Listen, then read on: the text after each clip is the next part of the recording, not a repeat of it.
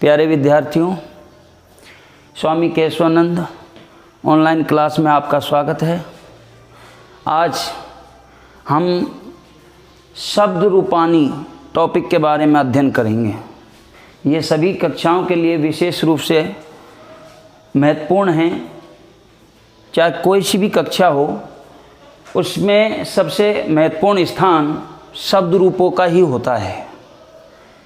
शब्द रूप के बारे में हम बात करें तो हमें ये हिंदी से संस्कृत बनाने में, प्रश्न निर्माण में और प्रश्नों का उत्तर देने में महत्वपूर्ण भूमिका निभाता है। इसलिए प्यारे विद्यार्थियों, इसका अध्ययन होना बहुत अति आवश्यक है। बहुत से बच्चों को परेशानियां होती हैं शब्द रूपों को याद करने में। जहाँ तक मेरा प्रयास रहेगा, मैं इनको आपको याद करा के ही रहूँगा। हम बात करें शब्द रूप, ये जो आपको मैंने बोर्ड पे सारणी का जो प्रारूप दिया है, ये प्रथमा विभक्ति के एक वचन से सप्तमी विभक्ति के एक वचन तक की सारणी है। और ये सारणी किसकी है? शब्द रूपों की सारणी है। किसकी है? शब्द रूपों की। मात्र प्रथमा विभक्ति के, आपको लिखा हुआ है, मात्र प्रथमा विभक्ति के एक वचन से सप्तमी विभक्ति के एक वचन तक की सारणी। तो प्यारे विद्यार्थियों, ये आपको कॉपी में डायग्राम बनाना है इस तरह से। अब मैं इसको बताता हूँ कि आपको किस तरह से ये याद करनियाँ हैं। तो विभक्ति कितनी होती हैं? संस्कृत में विभक्ति बोलें तो विभक्ति होती हैं 7। कितनी होती हैं? विभक्तियाँ होती हैं 7। ये ध्यान रखना, प्रथमा, द्वितीया, तृतीया, चतुर्थी, पंचमी, षष्ठी और सप्तमी। तो प्यारे विद्यार्थियों, संज्ञा शब्दों की बात करें हम, संज्ञा शब्दों के शब्द रूप जो होते हैं उनकी सारणी किस तरह आपको याद करनी है। और मात्र प्रथमा विभक्ति के एक वचन से सप्तमी विभक्ति के एक वचन तक की ये समय सारणी है, जिसे आप भली भांति याद कर सकेंगे। तो देखिए, यहाँ पे हम बात करें ऐसे शब्द जो स्त्रीलिंग हों, ऐसे शब्द जो स्त्रीलिंग हों और आकारांत हों। जैसे मैं शब्द बोलूँ बाला, बाला शब्द जैसे मैंने बोला, बाला, रमा, अध्यापिका, ये जो शब्द है आकारांत है। कैसा आकारांत? आकारांत है। और लिंग कैसा है? स्त्रीलिंग। कैसा है? स्त्रीलिंग। तो प्यारे विद्यार्थियों, बात करें हम आकारांत स्त्रीलिंग में, मात्र एक वचन में ध्यान रखना है। द्विवचन की और बहुवचन की यहाँ सारणी नहीं है। मात्र कौन से वचन की सारणी है? एक वचन की सारणी है। द्विवचन और बहुवचन तो मैं मुँह जवानी याद करा दूंगा, मुख से ही, ध्यान रहे। तो आज का टॉपिक में हम शब्द रूपों में बात करें स्त्रीलिंग, आकारांत और स्त्रीलिंग। ध्यान दें तो ध्यान दीजिए, प्रथमा विभक्ति जो होगी उसको मैं वहीं पे ही, जैसे ही शब्द रूप चालू करेंगे प्रत्येक संज्ञा शब्द का, तो वहीं पे प्रथमा विभक्ति बता दूंगा मैं आपके लिए। ठीक है?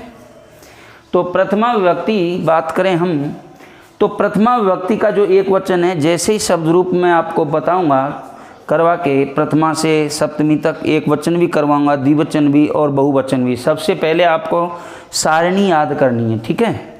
तो द्विवचन की बात करें हम, ध्यान दो, सॉरी द्विवचन नहीं, द्वितीय विभक्ति की बात करें तो प्रत्येक संज्ञा शब्द की द्वितीय विभक्ति एक वचन में हलंत लगता है। में क्या लगता है प्यारे विद्यार्थियों? में हलंत लगता है। देख लीजिए, मैंने द्वितीय विभक्ति के एक वचन में सभी में सारणी में हलंत लगाया है। ठीक है? देख लो, द्वितीया के एक वचन में, द्वितीय विभक्ति के एक वचन में आपको में हलंत लगाना है। ठीक है? अब तृतीय विभक्ति के एक वचन में क्या करना है? देखिए, आकारांत स्त्रीलिंग हो। देखो, ये जो दो सारणियां दे रखी हैं, आकारांत स्त्रीलिंग और इकारांत या इकारांत स्त्रीलिंग, इनकी सेम है सारणी। देखो, तृतीया के एक वचन में लगेगा या, चतुर्थी के एक वचन में लगेगा यही, पंचमी के एक वचन में लगेगा यहा, और षष्ठी के एक वचन में लगेगा यहा, और सप्तमी के एक वचन में लगेगा याम। देख लो।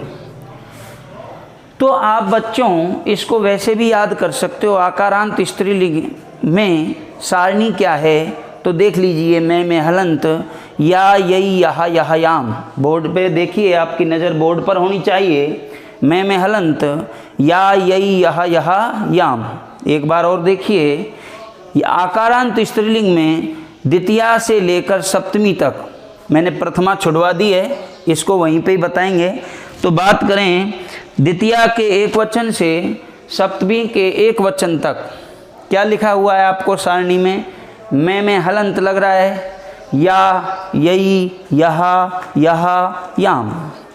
ये ज्यों की त्यों सारणी इसी में लागू होगी इकारांत स्त्रीलिंग में। ऐसे शब्द जो इकारांत हों और स्त्रीलिंग भी हों, जैसे शब्द बात करें हम मति है, बुद्धि है, जैसे बात करें नदी है, क्या है? नदी। तो ये इकारांत हैं और इस लिंग कौन से हैं? स्त्रीलिंग। ठीक है, तो इसकी सारणी भी यही है, मैं हलंत, या, यई, यहा, यहा और याम। तो प्यारे विद्यार्थियों, आकारांत स्त्रीलिंग हो चाहे इकारांत स्त्रीलिंग हो, उसकी एक जैसी सारणी है। आप देख सकते हैं बोर्ड पे, मैं हलंत, या, यई, यहा, यहा, यहा, सॉरी दोबारा से देखिए, मैं हलंत, या, यई, यहा, यहा, याम। देख लीजिए, मैं हलंत, या, यई, यहा, यहा, याम। क्लियर प्यारे बच्चों? चाहे आकारांत स्त्रीलिंग हो चाहे इकारांत स्त्रीलिंग हो, तो उसकी सारणी एक वचन की क्या है? तो मैं हलंत, या, यई, यहा, यहा, याम। अब प्यारे विद्यार्थियों, अब बात करते हैं उकारांत स्त्रीलिंग। चाहे छोटा उकारांत हो चाहे वो बड़ा उकारांत हो, इधर भी तो है ना, देख लीजिए। तो चाहे छोटा उकारांत हो चाहे बड़ा उकारांत हो, लेकिन लिंग कौन सा हो? स्त्रीलिंग। कौन सा लिंग? स्त्रीलिंग। तो इसकी जो सारणी होगी, वा, वई, वहा, वहा, वाम। देखिए, आपने एक यण संधि पढ़ी होगी। संधि में यण, अच संधि का भेद है यण।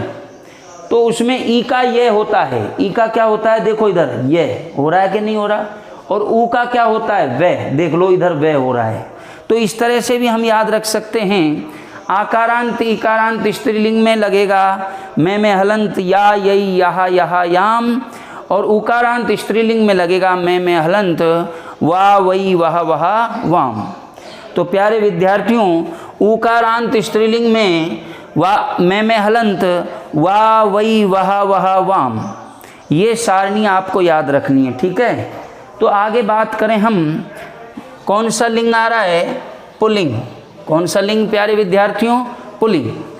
पुल्लिंग में अकारांत, देखो इधर दे रखा है अकारांत पुल्लिंग। अब अकारांत पुल्लिंग में जैसे शब्द बात करें, इधर बात करें हम उकारांत में, जैसे वधु शब्द है, वधु, धेनु। धेनु, वधु स्त्रीलिंग है ये। धेनु उकारांत है, वधु उकारांत है, और लिंग कौन सा है? स्त्रीलिंग। तो आपको मैं हलंत, वा, वई, वहा, वहा, वाम, ये सारणी लागू करनी है। अब पुल्लिंग में बात करें हम अकारांत, एकारांत, यानी कोई ऐसा शब्द लीजिए जो अकारांत हो और लिंग कौन सा हो? पुल्लिंग। तो अधिकांशतः अकारांत शब्द पुल्लिंग ही होते हैं, जैसे राम, बालक, अध्यापक, शिक्षक। तो ये अकारांत हैं। कैसे अकारांत? अकारांत। और लिंग कौन से हैं? पुल्लिंग। कौन से हैं? पुल्लिंग। तो देखिए इसमें क्या लगेगा? एन, ये एन इस तरह से, या फिर ये एन, कोई सा एक एन आएगा। ठीक है, आए, आत, श और ए। देखिए अकारांत पुल्लिंग में तृतीया विभक्ति से एक वचन से लेकर सप्तमी के एक वचन में क्या आएगा? द्वितीया का एक वचन तो करवा दिया मैंने, मैं में हलंत, एन, ये एन आ सकता है या ये एन, दो एन लिखा रखे हैं, आय, आत, शे और ए। इसको हम अश्य भी बोल देते हैं। क्या बोल देते हैं? अश्य। ठीक है, मैं, एन, आय, आत, अश्य या शे और या ए लास्ट में देख लो। अब बात करें हम, जैसे शब्द यहाँ पे राम ले लें तो क्या बनेगा? रामम, रामेण, रामाय, रामात, रामस्य, रामे। इस तरह से आपके एक वचन की सारणी बन जाएगी। ठीक है, अब इकारांत शब्द लें। ऐसा शब्द इकारांत हो और लिंग कौन सा हो? पुल्लिंग। जैसे बात करें हम रवि, जैसे बात करें हम कपि, कवि, तो इकारांत हैं ये शब्द और लिंग कौन से हैं? पुल्लिंग। तो इनकी जो सारणी होगी क्या होगी? देखिए, ना या ये ना, दो ना दे रखे हैं। ये ना कब आएगा? ये ना कब आएगा आपको मालूम होना चाहिए। जब शब्द में रे री से हों तो आपको ये वाला नहीं आएगा, इधर भी ये वाला नहीं आएगा। यदि नहीं है तो ये नहीं आएगा और इधर ये नहीं आएगा। ठीक है, अब बात करें चतुर्थी के एक वचन में ये, एहे, एहे और औ। तो प्यारे विद्यार्थियों, इकारांत पुल्लिंग की सारणी आपको याद रखनी है, ना ऑब्लिक ना, ये, एहे, एहे, औ। दोबारा से देखिए, ऐसे शब्द जो इकारांत हैं जैसे रवि, कपि, कवि, ये शब्द जैसे हैं इकारांत हैं और लिंग कौन से हैं? पुल्लिंग। तो इसकी सारणी द्वितीया से लिखते देखें, द्वितीय विभक्ति के एक वचन से मैं में हलंत लगेगा, ना ऑब्लिक ना, ये, एहे, एहे, औ। अब बात करें हम उकारांत पुल्लिंग की। जैसे शब्द लें गुरु, लघु, रघु, उकारांत है और लिंग कौन सा है? पुल्लिंग। लघु, गुरु, रघु, तो ये उकारांत हैं और लिंग कौन से हैं? पुल्लिंग। तो इसकी सारणी क्या रहेगी? ना ऑब्लिक ना, वे, ओहो, ओहो, औ। ना ऑब्लिक ना, वे, ओहो, ओहो, औ। द्वितीया के एक वचन में आपको मैं में हलंती लगाना है। बार बार मैं बता रहा हूँ आपको। प्रथमा मैंने आपको लिखाया नहीं कुछ भी। द्वितीया के एक वचन में मैं में हलंत लगाना है। उकारांत पुल्लिंग में आपको क्या लगाना है? ना ऑब्लिक ना, वे, ओहो, ओहो, औ। तो बात करें आगे प्यारे बच्चों हलंत शब्दों की। ऐसे शब्द जिनमें क्या लगा हो? हलंत। क्या लगा हो? हलंत। तो हलंत जैसे कोई भी शब्द लेता हूँ मैं, जैसे यहाँ पे देखिए, जैसे शब्द ले लेता हूँ मैं भवत, हलंत लग रहा है कि नहीं लग रहा? तो जिसमें हलंत लग रहा है तो वो हलंत शब्द कहलाएगा। इसको हम तकारांत भी कह सकते हैं। क्या कह सकते हैं? तकारांत शब्द, क्योंकि तय में हलंत लग रहा है इसलिए तकारांत शब्द भी कह सकते हैं। यदि जैसे कोई शब्द होता,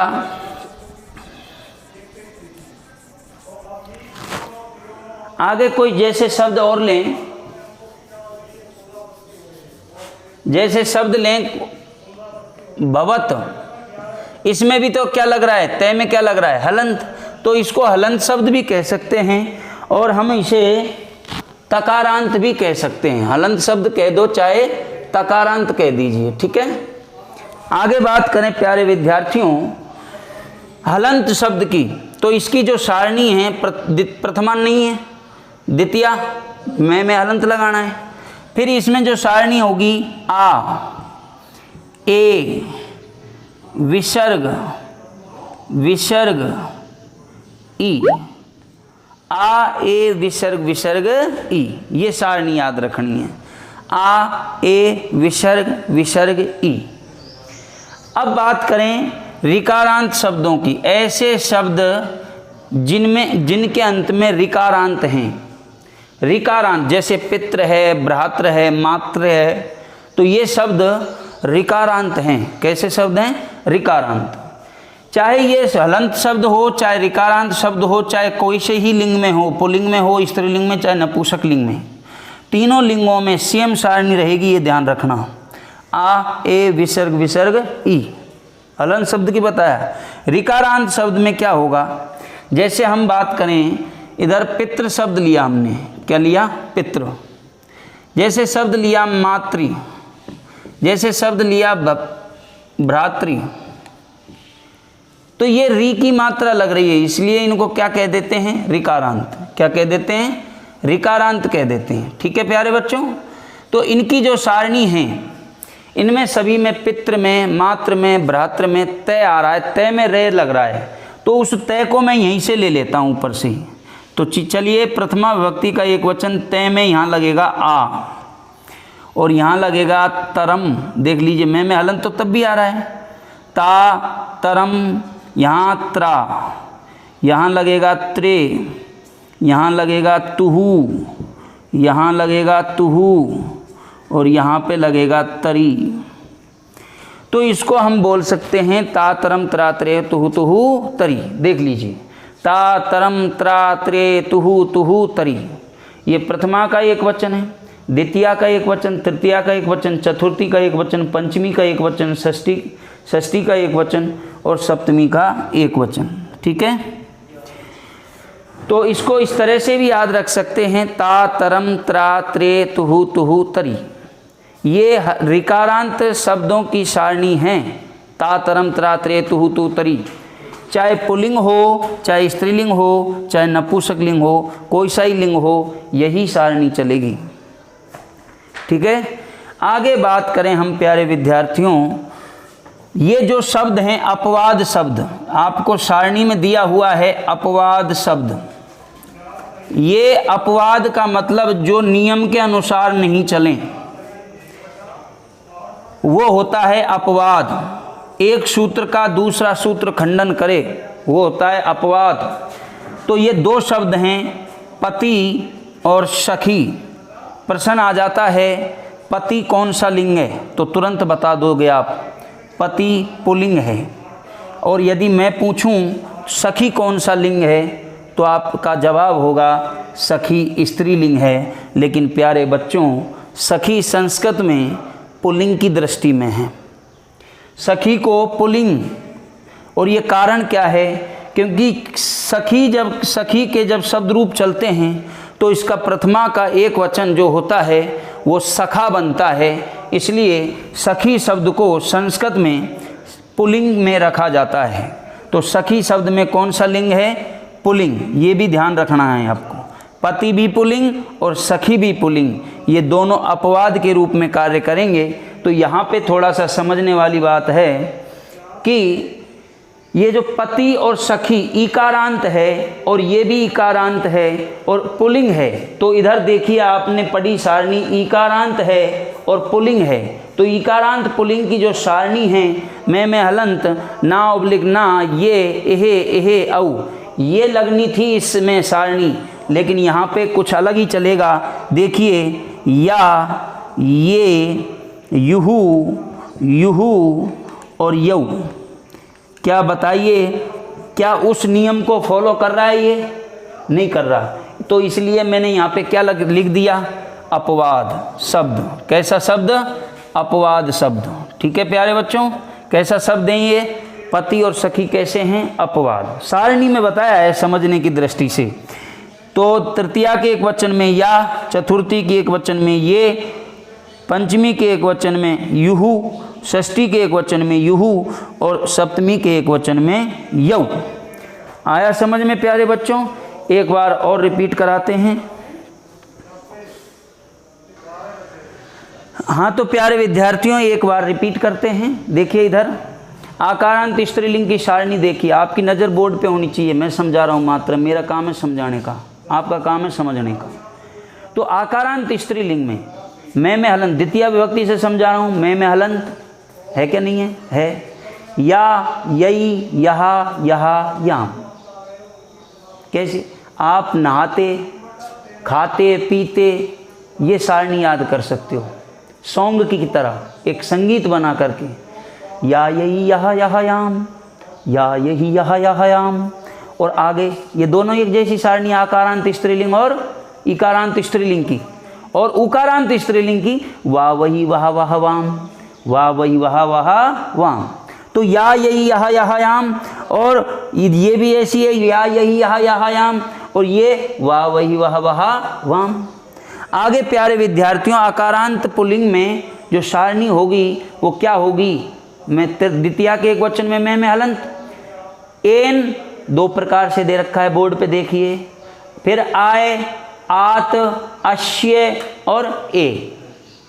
क्लियर? ए देखो में हलंत, एन दो प्रकार से दे रखा है, आय, आत, अश्य, ए। आगे प्यारे विद्यार्थियों इकारांत पुल्लिंग की आती है में हलंत, है कि नहीं है? देखो फिर ना ओब्लिक ना दो प्रकार से दे रखा है। फिर ये, फिर एहे, एहे, औ। में हलंत, ना ओब्लिक ना, ये, एहे, एहे, औ। अब उकारांत पुल्लिंग पे चलो। में हलंत दे रखा है, ना ओब्लिक ना, है कि नहीं है? है ना? वे, ओहो, ओहो, औ। क्लियर प्यारे बच्चों? आगे बात करें हम, चाहे हलंत शब्द हो, चाहे कोई पुल्लिंग में हो, चाहे स्त्रीलिंग में, चाहे नपुंसक लिंग में, कोई से भी लिंग में हो, सेम ये सारणी रहेगी, आपको ध्यान रखना है। में हलंत, आ, ए, विसर्ग, विसर्ग, ई। देख लीजिए आप, में हलंत, आ, ए, विसर्ग, विसर्ग, ई। क्लियर? अब ऋकारांत शब्द में ये तय मैंने इसलिए लिया है कि समझिए, यहाँ पे मैंने 3 शब्द लिखाए थे ना, पितृ। देखो ये तय इसमें पहले से ही है। यदि ये शब्द होता स्वस्र, देख लो इधर, तो ये मैं यहाँ पे तय नहीं लिखता, क्या लिखता? से। तो ये जैसे तय है तो यहाँ पे से हो जाता, तातरम त्रात्रे तू तू तरी, फिर ये हो जाता सा सरम सरा सरे सु सु सरी। देखो यहाँ पे लिख देता हूँ मैं, यदि सा सरम इस तरह से, तय की जगह क्या हो जाएगा? से, समझने की दृष्टि से। ठीक है? तो इस तरह से हमने यहाँ पे पितृ में तय आया है, मातृ में तय आया है, और भ्रातृ में भी तय आया है। इसलिए यहाँ पे जैसे सारणी है ऋकारांत शब्द की, चाहे पुल्लिंग हो, चाहे स्त्रीलिंग, चाहे नपुंसक लिंग, तीनों लिंगों में सेम चलती है। क्या चलती है? ता तरम त्रात्रे तू तू तरी, तातरम त्रात्रे तू तू तरी। और यदि स्वस्र शब्द होता तो ये सारणी होती सा सरम स्रा श्रे सुहु सुहु सरी। कैसे?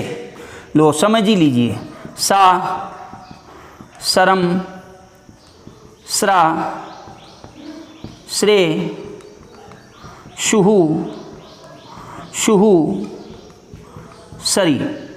तो जैसे शब्द यहाँ पे मैंने लिखा स्वस्र, भाई ये भी तो ऋकारांत है, ये री की मात्रा रही, तो यहाँ पे पितृ में तय लिया था मैंने, और ऐसे ही स्वस्र में क्या ले लिया? से। तो ये तातरम त्रात्रे तू तू तरी चलेगी, और ये चलेगी सासरम सरासरे सु सु सरी। ठीक है? सासरम सरासरे सु सु सरी। तो इस तरह से ये ध्यान रखना है, दोनों आपको शब्द आ सकते हैं, पितृ भी आ सकता है, स्वस्र भी आ सकता है, तो ये ध्यान रखना है आपको। ठीक है? ये समझाने की दृष्टि से मैंने 2 बना दिए। पितृ शब्द आए, मात्र आए, भ्रात्र आए, तो उसमें आपको ये सारणी यूज करनी है, तातरम त्रात्रे तू तू तरी। और यदि स्वस्र शब्द आए तो उसमें ये सारणी यूज करनी है, सासरम सरासरे सासरम सरासरे सु सु सरी। तो ये 2 शब्द हैं। आगे बात करें हम अपवाद शब्द के बारे में। अपवाद शब्द कौन कौन से हैं? पति और सखी, दोनों कौन से लिंग हैं? पुल्लिंग। नीचे लिख रखा है मैंने पुल्लिंग, दोनों कौन से लिंग हैं? पुल्लिंग। इसकी सारणी क्या है? में हलंत, है कि नहीं है? देख लो, या, है कि नहीं है? ये युहु युहु यौ, या ये युहु युहु यौ। देख लो, में हलंत, या ये युहु युहु यौ। तो प्यारे विद्यार्थियों, आज के लिए इतना ही। कल जैसे ही टॉपिक चालू करूंगा मैं शब्द रूप का, तो सबसे पहले आपको ये शब्द रूप सारणी याद होनी अति आवश्यक है। ठीक है? ओके।